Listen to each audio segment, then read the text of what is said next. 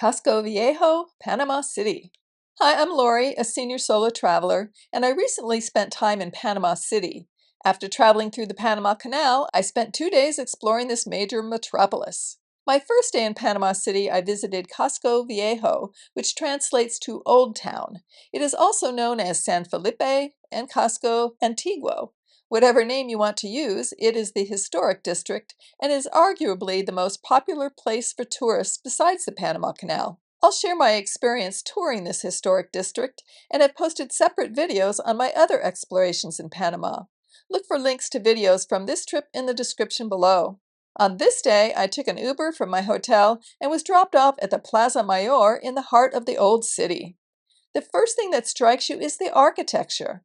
All the buildings in this district are just marvelous, beautifully maintained and painted with gorgeous details such as balconies, arches, brightly painted trim, iron rails, and at least one mural. In contrast, if you look across the water from Casco Viejo, you will see the modern skyscrapers lining the shore.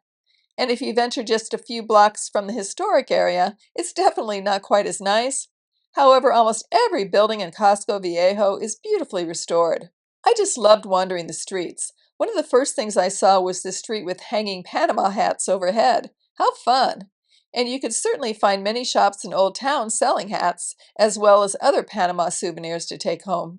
There were two areas I stumbled across that had these lovely trellises arching overhead that created shade for the numerous vendors lining the path. The first, the Esteban Huertas Walk, was the most extensive and ran along the shoreline. The second was the Plaza Centenario. More on it later. So what should you see and do in Old Town? Well, there are 7 churches in the Old Town, all with picturesque facades and striking interiors. I visited 4 of them and will give you a quick overview. The first cathedral I entered, the Santa Maria de la Antigua, was adjacent to the Plaza Mayor. It had somewhat of an austere design with stark white walls and a black ceiling. The simplicity of the walls directed your eyes to the apse, where there were more intricate paintings and bas-relief. The second church I entered, San Francisco de Asís, had a tower where you could climb stairs to the top. As a retiree, I got a discount and paid $2.50 for the ascent. I'm not sure I would recommend this for anyone who has difficulty with stairs. I'm pretty agile and found the steps slightly challenging, not because it took endurance, but because each set of stairs was narrow and the steps were taller than I would consider normal, and there was often only one handrail, if any. If you can make it, though, it is certainly worth it. You take one set of stairs to reach this, then another to reach this, and then the final climb to reach this. There are beautiful views in all directions and angels just outside the arched windows. So pretty. On the way up, I discovered a nativity scene and learned that all the churches in Old Town had them. A staff person told me each church's scene was different. He said it was a way for the churches to generate money for restoration and upkeep. The next church I visited, the San Felipe Nere, seemed to be the most ornate, with the ceiling covered in elaborate mosaics and the side arches embellished with columns and detailed crown molding. The nativity scene in this church was my favorite. I loved the stars on the ceiling and the hanging angels. The final church I visited, Nuestra Señora de la Merced, had a beautiful facade squeezed between 2 towers. It felt very modest and earthy compared to some of the ostentatious cathedrals I've been in, but I loved the wooden rafters on the ceiling. Although the chapel was designed with simplicity, there was more to the building than initially met your eye. If you walked through a side door, you discovered an extensive museum, beautiful courtyard, interesting architecture, and a long nativity scene with dramatic lighting. I think it is certainly worthwhile to enter any of the churches in Old Town. I would advise being quiet and respectful, taking off that baseball cap, as I was required to do, and perhaps bring a little cash so that you can make donations.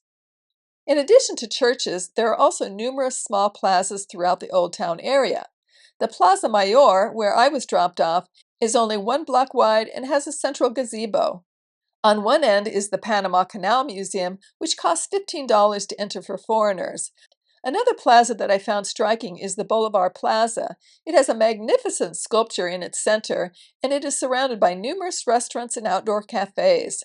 The trees on the plaza are spectacular and attract plenty of birds.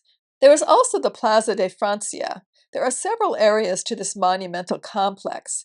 It contains the Las Bóvedas monument, an obelisk with a rooster on top, some tributes to the Panama Canal, and these 7 vaulted spaces that once made up the city's defensive system. I stumbled across some old ruins, which were interesting. I learned later they are called Arcochado and are the time-tested remains of a church built by Dominican friars. It's fascinating to see the ancient stonework, which contrasts with the beautifully restored buildings surrounding it. On the way in or out of the old town, there is the Plaza Centenario, which is a large park-like area with waterfront views. It looks like a stage is set up in the middle for some outdoor entertainment. It was so unbelievably hot the day I visited that no one was spending any time there. However, it looked like it would be a lovely place to relax on a cooler day. There is also the presidential palace on the shore of Old Town. I tried to find an entrance but kept running into guards, so I assumed you couldn't enter.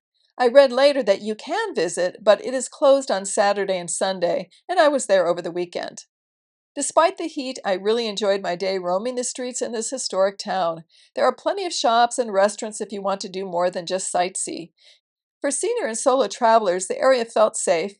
It was fairly easy to navigate as the streets are mostly on a grid. There are a few hills, but nothing too strenuous.